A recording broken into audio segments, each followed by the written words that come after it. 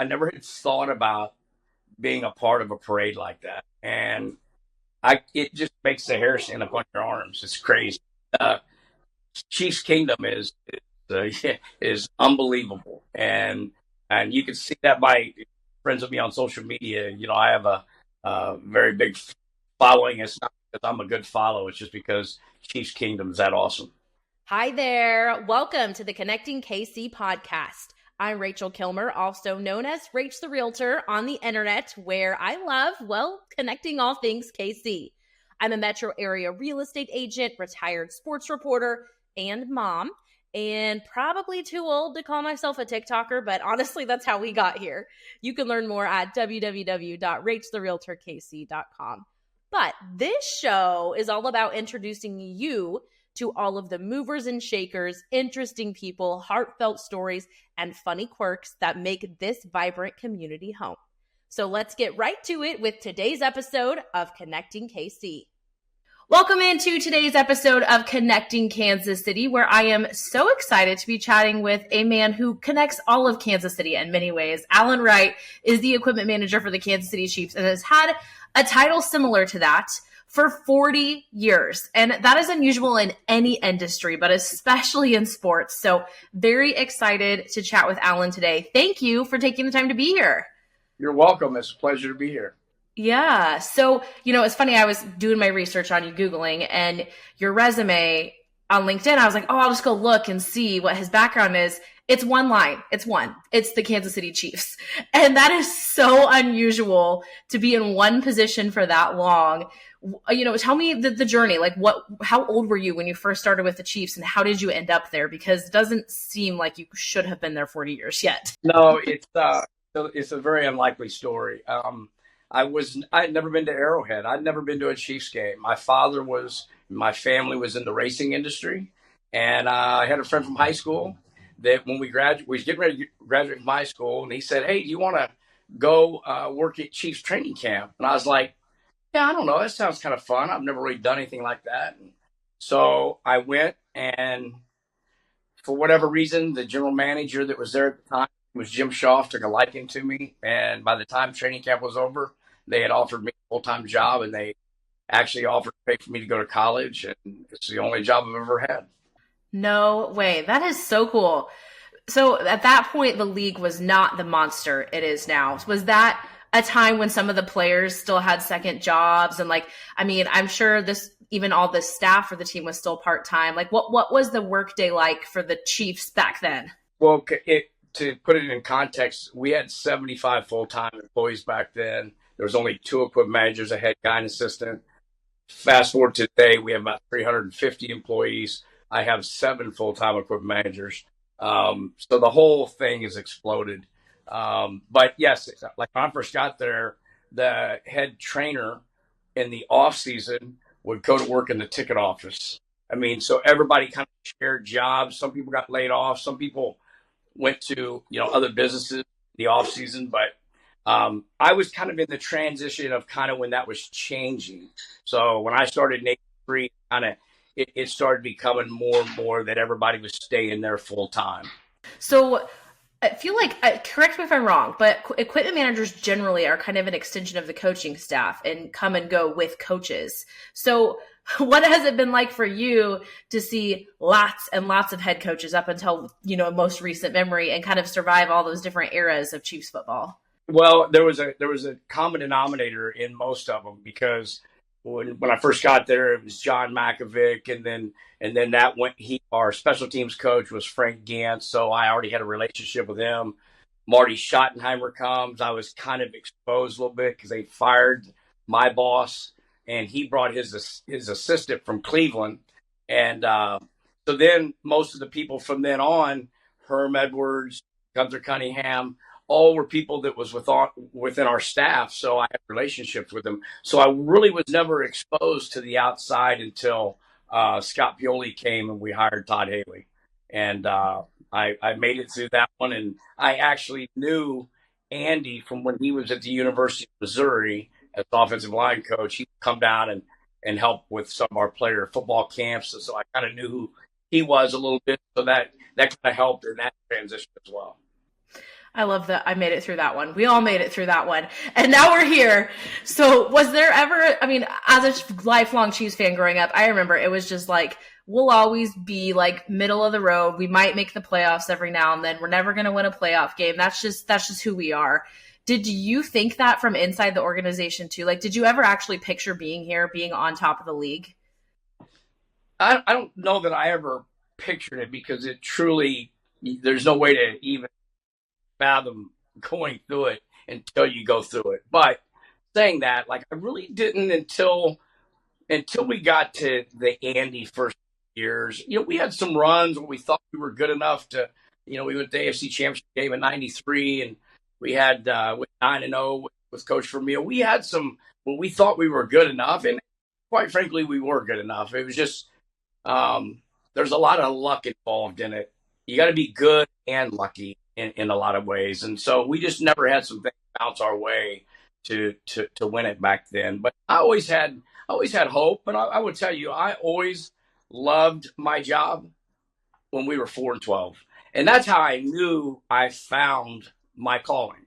And it's it our job is the same, win or lose. We are there to provide a service for coaches and players so they can do their job better. So you try not to let wins and losses get in the middle of you doing your job the way you should do it. Yeah, makes sense. So let's talk more about the technical side of your job because I know that equipment managers oversee helmets and cleats and all the things, but what is a typical day like for you? Are you at a desk most of the day since you have a staff that's probably like actually lacing the cleats? Like what's a typical day for Alan like in season? In season, typically I have, just like all of us, have a ton of emails in the morning when I get there. I go through those, and then I usually do some budget stuff or ordering stuff, depending what time of year it is. And then we prepare for practice. And I run all of practice from a schedule standpoint. Um, a certain drill is a certain designated amount of time, and I blow a horn and then we go to the next drill. So at practice, I stay busy running practice. And then after practice is over, I normally go to Arrowhead and start working on putting things together for the next week. So I don't know. We work 7 days a week for about 8 months out of the year, and I don't know any better. So I love it. Yeah, that's so awesome. How has the actual equipment changed from when you started to now? Well, the last 10 years, there's been a huge push, obviously, in the health and safety side of things, and they've made some unbelievable leaps and bounds in the safety of what we do. And one reason why our staff had to get so big because we're the ones that are putting the tags and everything, that chart everything from every pair of shoes worn, every practice and every game, every pair of shoulder pads, every helmet, and that's all driven data that they use for injuries, and it helped us get to where we're at. And we are, I can't tell you how far we are standing here today to what we was 20 years ago, um, and really going to make some big jumps here in the near future. Yeah, I'm sure you never dreamt how much technology you would have to oversee from the tablets to the microphones and the helmets and all of that. Do you enjoy the technology side or has that been a challenge? Well, I find it challenging, but I do enjoy it. I'm to the point now where I have a guy that kind of handles that stuff for me. Like we have two FBI that work in the telecommunication uh, space, and they do our headsets. I have another gentleman that does all of my coach to quarterback stuff. So I've gotten really good, like any older person should get, at delegating. Yeah, for sure. What is a worse nightmare for an equipment manager, like the hottest day of the year or the coldest day of the year, which just makes for the longer day at the office for you? Definitely colder. I mean, because I prepare for the absolute worst for every person that's on that sideline. I don't want, if it's a ball boy or it's the head coach, if they've got to be out there, I want to do everything I can to keep them warm. And so we go to great lengths. Like I buy a lot of heated socks, heated gloves, scuba suits. We hand warmers, foot warmers. Obviously, and though getting ready, that's part of what I'm doing when I say I go up to Arrowhead. because we dress, I dress about 60 coaches and staff sideline, and then the players as well. So it's a lot. Yeah, that is a ton. Like, especially when you think about how many different pieces with the players, specifically pieces there are to their uniforms. And everybody get a different thing. And I pride myself. I have a chart, and I know what each player wears. If he wears a sleeveless, thermal, and the next guy next to him wears a tight fit thermal, I know all that. So that way it's put in their lockers and they get what they want. Yeah. What's it like when you get a new player and whether, trade, free agent, whatever, drafted guy? What's the learning process in terms of you understanding and trying to anticipate what their wants and needs will be? Well, that's part of what I was talking about, how things have gotten better. One thing we've gotten better as equipment managers around the league and sharing information. So they will send over before the kid gets there and send us their information, and we'll look at it and either go by it if we like to see, or we'll put our own spin on it if it's something that we don't. So we we try to give them whatever they want to help them do their job to the best of their ability, and a lot of that is just making them feel comfortable that they're making the right decision. Yeah, for sure. I heard you just reference them as kids. So I have to ask how your relationship with the players has changed from when you were younger than them to now probably more of a mentor role. How has that dynamic changed for you over the last 40 years? Well, I started there. I was younger than all of them, and then I ran around with being their age, and then now I've become more of a father figure, and in some ways a grandfather. But it's cool. I enjoy it. I enjoy sitting and talking to the players, and you get a lot of players that really know a lot more of our history or our past, and they'll come ask me questions about Derek Thomas or Neil Smith or Marty Schottenheimer, and I really enjoy that. It's really to be good, winning Super Bowls, and being at this point in my career, it could not have gone any better. So I know I have a lot more appreciation for the Super Bowls that we have than I would have been in my 20s. And so I truly am one of those people that if you see me out, I may not be wearing my Super Bowl ring, but I might have it in my pocket. And I get a lot of enjoyment out of other people being able to put it on and wear it and see it. And I really enjoy that part of it. It's very cool. It's like you're, kind of a liaison between the team and the people, to be able to help them experience it too. Your staff of equipment people, are they typically from Kansas City, or is this a field where you move around the country for equipment management jobs? I've got a little of both. I've got some people that are from right here. I've got one kid that's from Iowa, one kid that's from Illinois. You're getting a lot more people. It's become real popular in the last 15, 20 years. Nobody really knew what equipment manager was 20 years ago, 30 years ago. It's become more popular. People figured out if you're not good enough athletically to be on this field, the only place you get that close is to coach it, be an equipment manager, be it. And fortunately, I've been able to be in that locker room for 40, whatever, 20 years. And I would tell you, it's a wonderful environment. It keeps you young. I have a little. I'm 59 years old. I'll be 59 in May. I have a little 50 Cent on my playlist, and that's comes directly from that locker room. That's awesome, man. You were so young when you started with them. That is a wild story. Is there a degree for equipment management now? Like, I feel like I've heard of that. Yes, there is, and there's we have what's the word? I'm certification now. And I was actually the very first NFL equipment manager to take the test, and I could have grandfathered for it, and I didn't. I felt it was important to take the test and be on the forefront of that. And that was in the original test in 1992, I think it was. Might have been 93. But now it's today, and it's this whole profession. Nobody really knew about it in the 80s. And now it's because with the health and safety and portion of it and the league's involvement, it's grown into a very respectable and wonderful job. Yeah, absolutely. What are like over the years, you've seen a lot of guys come through Kansas City in a lot of different eras and stuff. Who to you is like the biggest character that's ever come through Arrowhead that just like made you laugh every day and you could tell stories for hours about? Two people come to mind when you say that. One was Dan Salamua that we had in the mid '90s. Was a character, the fun, lovingest, nicest, just enjoyed every minute of life. And he's still that way. I might add, he's a little older. And then we had a guy named Nat Worthen that was a wide receiver that was a character. But that environment is very contagious. And so you got these young kids, they got a little bit of money, having the time of their life.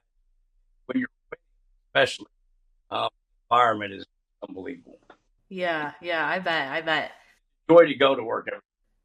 I'm sure. I'm sure. Well, especially when you're winning, right? So over the last, the Andy Reid Mahomes era, what does a favorite memory stick out to you? Is there a moment over the last, 6 years or so that really jumps out to you as like a wow, that's why I did all this kind of moment? When we won the Super Bowl in '19, um, you have to do all things to going up to the game. You have to get your tickets and your family taken care of, and hotel rooms and flights and charters, all sorts of things. Stuff that I did not want to deal with, and I deal with very much of it. And as soon as the game was over, after we won, I realized I hadn't really thought my way through that. And so my wife was in the stands, and we were in the end zone. She was about 10 rows up, and seeing her and my son's excitement uh, was unbelievable. It was. There's a picture of it I actually have that is my favorite picture that I have. Their face right when we. It's quite, because I mean they grow up in this as well. They're a part of this journey as well. And my son was uh, got suspended in grade school for getting into a fight because somebody talked about one of our players, because he knew him as different people, not as football players. He knew him as guys. So you find yourself uh, defending the Chiefs, a lot when you're out in the streets with your family or friends, and so to see them be a part of it and get the excitement out of it meant the world to me. That's so cool. It's so cool because yeah, you guys are like the example of what every Kansas City, if you ask them, that's been a lifelong Chiefs fan, can tell you where they were, what emotions they felt, who's the first person they called, all of that, and you were right there in the middle of it. So super cool. Since you have boys, did they play football and did they have top of the line equipment? And what's it like for a professional equipment manager buying a Pee Wee League helmet? What was that process like for you? Yeah, I have one, Andrew, and he did play football, and I was fortunate enough that the helmet manufacturer and the shoulder pad manufacturer made custom stuff for them, his whole time. So it was pretty cool for them to take the time to do that, and I appreciate it, and it made him feel special. He still wasn't good enough, to play at the professional level, but we sure had a lot of fun.